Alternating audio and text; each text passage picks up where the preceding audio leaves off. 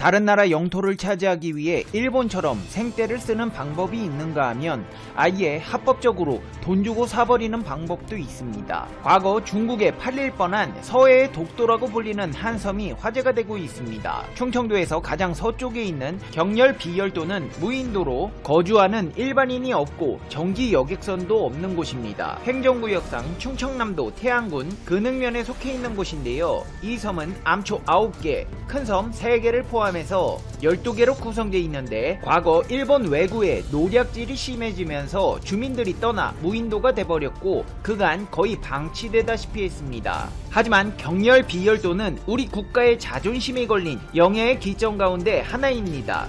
어족 자원이 매우 풍부한 것으로 알려져 바다 낚시꾼들이 많이 찾는 곳으로 유명하고 항로 표지원이 파견돼 교대 근무를 하는 엄연한 우리 땅입니다. 이 섬은 여러가지 면에서 독도와 같은 역할을 하고 있는데요. 지정학적 위치와 해양 자원의 수호 문제에 있어서 이 섬이 제대로 관리되지 않으면 화약고가 될 수 있기 때문에 서해의 독도라고 불리고 있습니다. 과거 일본으로부터 침략을 당해온 이 땅이 현대에 들어서는 중국의 표적이 되었습니다. 중국은 세계의 경렬 비열도 중 개인 소유지인 서경렬비도를 구입하겠다며 가격을 제시했습니다. 섬의 소유주에게 접근해 2차례나 협상안을 들고 왔다가 중국 측에 누군가의 승인을 받기 위해 중국 본토를 왕래하는 모습을 보였고 섬의 토지뿐만 아니라 인근 양식장에 허가 관련 서류까지 준비해온 것으로 드러나 섬의 매입은 물론 인근 어장과 양식장까지 노린 시도로 분석되고 있습니다. 당시 섬의 소유주가 20억 원이라는 가격을 불렀는데 중국 측에서는 해당 금액이 비싸다면서 16억을 역제의했고 그 덕에 결국 거래는 성사되지 않았지만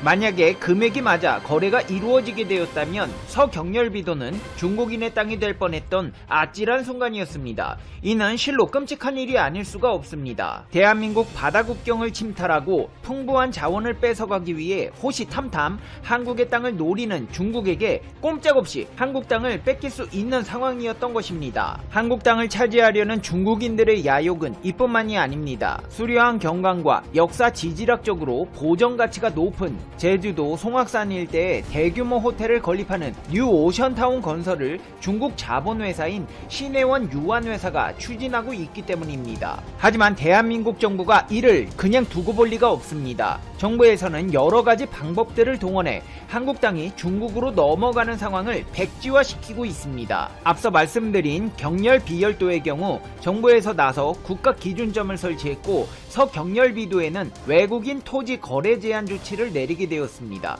또한 지난 17일 정부는 중국의 불법 어선에 대해 더욱 효과적으로 대응하기 위해 경렬 비열도에 국가관리 연안항을 설치하는 방안을 내놨고 오는 2022년 국가관리 연안항이 될 예정인 것으로 알려졌습니다. 제주도 역시 마찬가지입니다. 유명 관광지인 송악산 일대를 아예 문화재로 지정하는 방안을 추진하고 있는 것인데요. 송악산 일대는 2013년부터 중국 자본인 신해원 유한회사가 토지를 매입해 호텔과 캠핑 시설 등을 조성하는 뉴오션타운 개발사업 계획을 추진하는 곳입니다. 이 사업은 자연훼손과 경관사유와 논란 등이 불거져 지난 4월 제주도 의회가 환경영향평가서를 부동의해 자동 폐기된 상태지만 향후 사업자가 사업계획 등을 축소해 개발사업 인허가를 요청하더라도 거부할 수 있도록 이 일대를 문화재구역으로 지정하는 등 항구적인 보전 방안을 마련키로 했습니다. 제주도는 문화재보호법에 따라 내년 1월 송악산 문화재 지정 가치조사 용역을 시작해 제주도 문화재위원회의 검토를 거쳐 문화재청에 문화재 지정을 신청할 계획입니다. 최근 들어 중국 자본의 제주도 잠식을 막기 위한 노력이 이어지면서 제주도에 진출한 중국 영리법인들의 사업에 제동이 걸리고 중국인들은 점점 제주도에서 사라지고 있는 추세입니다. 하지만 안심하기는 이릅니다. 부동산 투자 이민제는 외국인 투자를 늘려 지역 경제를 활성화하자는 취지로 지난 2010년 2월 국내에서 처음으로 제주도가 도입한 제도입니다. 부동산 투자 이민 제도는 부동산 경기 과열, 외국인의 토지 소유의 급증에 따른 도민사회의 위화감 증대, 중산간 지역의 자연경관 훼손, 분양형 숙박시설의 과잉 공급 등 여러가지 문제를 일으키는 것으로 지적되어 왔습니다. 실제로 그동안 제주 도민들은 중국인들로 인해 엄청난 시달림을 동반한 스트레스를 받아왔습니다. 유커라고 불리는 중국인 관광객들은 저가 패키지로 몰려와 중국인들이 운영하는 가게에만 가서 돈을 쓰다 보니 막상 지역 경제가 좋아지기는 개뿔, 제주도의 돈이 중국으로 다시 건너가는 악순환이 이어져 왔습니다. 심지어 뉴욕타임즈는 보도를 통해 제주도가 중국의 식민지가 될 가능성을 언급하며 중국인의 갑작스러운 유입과 무비자 방문 허용, 토지 소유자에게 영주권을 제공하고 시민권을 포기하지 않아도 한국인이 누리는 동일한 의료 및 취업 혜택을 받을 수 있도록 허용하는 것 등에 대해 심도 있게 우려하는 기사를 내기도 했습니다. 정부에서는 이참에 제주도와 육지를 이어버리는 제주 해저터널의 공론화 논의가 진행 중입니다. 제주 해저터널이란 전라남도 목포시와 제주 특별자치도 제주시를 해저터널로 잇는다는 구상안입니다. 호남 고속철도와 대구, 광주 간 철도,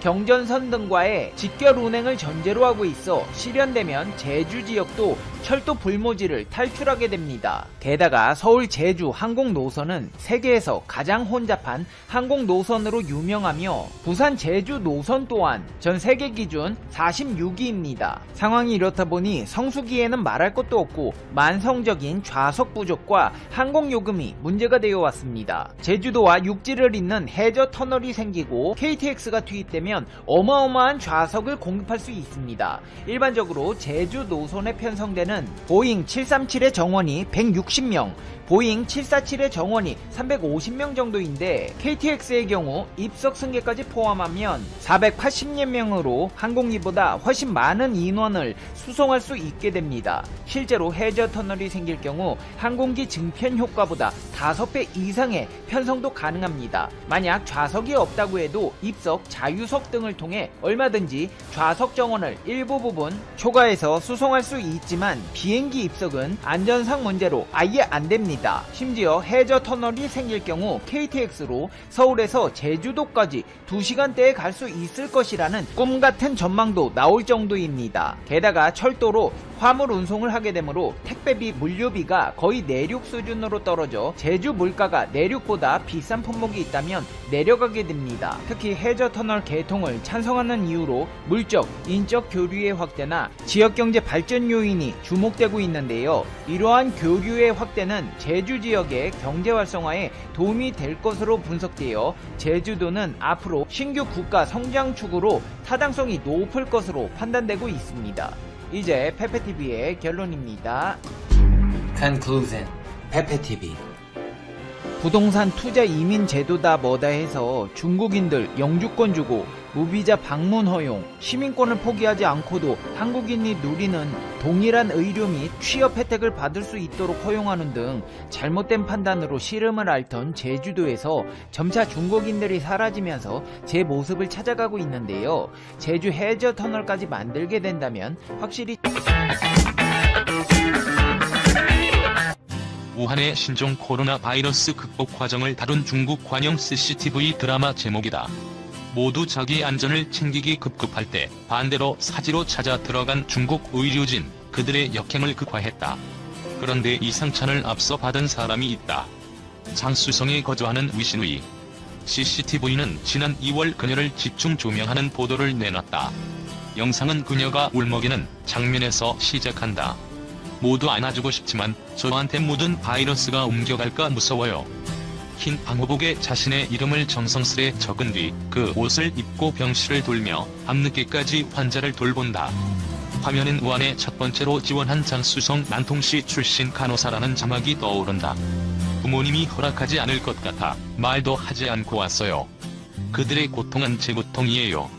그들이 기뻐하면 저도 기쁩니다. CCTV는 마지막에 사지로 달려들어간 아름다운 역행자 위신의가 우한 시민을 구한 공로를 인정받아 중국 공산당 정식 당원이 됐다고 전했다.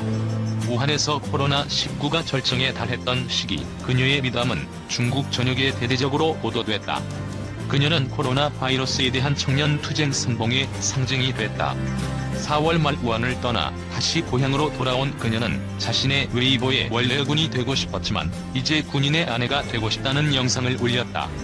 우한의 영웅인 그녀가 중국 인민해방군 군인과 사귀고 싶다는 말은 또 한 번 화제가 됐다. 그러자 CCTV 측이 그녀에게 인민해방군 군인을 소개했다. 왕린. 군에서 표창까지 받은 군인이라고 한다. 두 사람의 스토리는 10월 10일 온라인에서 다시 화제가 됐다. CCTV는 두 사람이 연애 6개월 만에 약혼식을 올렸다고 전했다. 왕린이 나를 믿고 와준다면 평생 나라를 지키듯 너를 지키겠다. 다시 태어나도 너와 함께 하고 싶다는 프로포즈 장면에 네티즌들은 축하와 환호를 보냈다. 그런데 상황이 급반전됐다. 한 현지 매체가 위신주의는 간호사가 아니라 일반인이었다고 폭로했다. 그의 고향인 난통시 보건당국에 확인한 결과 간호사가 아니었다는 것이다. 또 그녀는 이미 결혼한 상태였으며 채무관계로 은행의 독촉을 받고 있다고도 했다. 문제는 더 드러났다. 그녀가 3년 전 난통시의 한 병원 안내 데스크에서 일했으며 당시 입사 지원서를 본 전 직장 동료에 따르면 그녀가 이력서의 명문인 부단대 졸업으로 기재해 그런 대학을 졸업하고 왜 이런 데 와서 일하는지 이상하다고 생각했다고 밝힌 것이다. 신경보에 따르면 위신주의는 우한의 자원봉사자 자격으로 갔으며 당시 그녀가 일한 격리소에는 간호사 자격증을 제출하지 않은 채 간호사로 일한 것으로 드러났다. 코로나19로 경황이 없는 사이 제대로 확인이 이루어지지 않은 것으로 추정된다. 이 같은 사실이 전해지자 중국 네티즌들은 생명을 걸고 목숨을 구해온 우한 의료진의 명성에 먹칠을 했다. 가짜 간호사가 사랑과 명예를 다 얻었다. 이건 정말 웃기는 일, 아는 사람들이 있을 텐데 이렇게 전국에 거짓말을 할 수 있나며 황당해했다. 또 정확한 확인 없이 그녀를 영웅시한 CCTV에 대해서도 관영 매체 신뢰도가 완전히 땅에 떨어졌다며 비판을 쏟아내고 있다. 현재 CCTV에서 관련 보도는 모두 삭제된 상태다. 그녀는 문제가 불거진 뒤 자신의 외도에 내 잘못을 인정한다. 사흘 뒤면 모두가 만족할 만한 답을 내겠다는 글을 올렸다. 미 한국 클린 네트워크 참여 중요 화웨이 배제 거듭 압박. 미국이 국가안보를 이유로 꺼내던 화웨이 배제는 반중국 전선 구축을 위한 클린 네트워크에 한국이 참여하라는 압박 기조를 재차 확인했다. 한국 시간 지난 14일 한미 외교차관이 참석한 가운데 열린 제5차 한미 고위급 경제협의회 결과를 설명하기 위해 미 국무부가 16일 언론에 배포한 참고자료에는 이 부분의 방점을 찍혀있다. 이 자료에는 미국은 한국이 자국의 국가안보를 위해 클린 네트워크에 참여하는 것이 중요하다고 생각한다고 밝혔다. 클린 네트워크란 오지 통신망과 모바일 앱, 해저 케이블, 클라우드 컴퓨터 등에서 화웨이와 ZTE 등 미국이 신뢰할 수 없다고 판단한 중국 기업 제품을 배제하려는 정책으로 미국은 한국을 비롯한 세계 각국의 동참을 요청해왔다. 실제로 국무부의 이날 자료에는 중국산 제품을 사용하지 않는 사례로 다른 나라 업체와 함께 한국의 KT와 SKT가 명시돼 있다. 미국은 LGU+에 대해서는 화웨이 사용 중단을 요구해온 것으로 알려졌다. 국무부는 또 미국은 신뢰받지 못하는 공급업체로부터 오지 네트워크를 자유롭게 하도록 보장하는 것이 중요하다고 한국에 강조했다고 말했다. 그러면서 마이크 폼페이오 국무장관이 지난 4월 신뢰받지 못하는 공급업체가 미국과 해외에서 외교통신망을 서비스하는 디지털 무선 통신 시스템과 네트워크에 접근하지 못하도록 오지 클린 패스 이니셔티브를 출범했다고도 소개했다. 반중 전선에 앞장선 폼페이오 장관의 강한 의지가 반영된 정책임을 강조하려는 취지로 보인다. 이어 미국은 한국을 포함한 모든 동맹과 파트너들이 국내 네트워크 안전 보장은 물론 외교 시설을 위해서도 오지 클린 패스를 사용하는 데 참여하라고 요청하고 있다고 재차 강조했다. 앞서 외교부는 5차 SED가 끝난 후 미국이 한국의 클린 네트워크 참여를 요청한 사실을 이미 밝힌 터라 이날 국무부에 담긴 회의 내용이 새로운 얘기는 아니다. 그러나 외교부 보도자료에 클린 네트워크 언급이 아예 없었던 반면 국무부 자료에는 한국의 참여를 강조하는 부분이 비중 있게 실려 있어 반중 경제 전선에 한국의 협력을 압박하려는 의도를 분명히 드러낸 것으로 평가된다. 국무부 자료는 클린 오지 인프라 보호를 포함한 한미 경제 파트너십은 평화롭고 번영하는 경제 미래를 담보하는 핵심 축 역할을 할 것이라고 함키스 크라크 국무부 경제차관의 발언을 맨 앞에 소개할 정도였다. 크라크 차관은 이번 SED의 미국 측 수석 대표였다.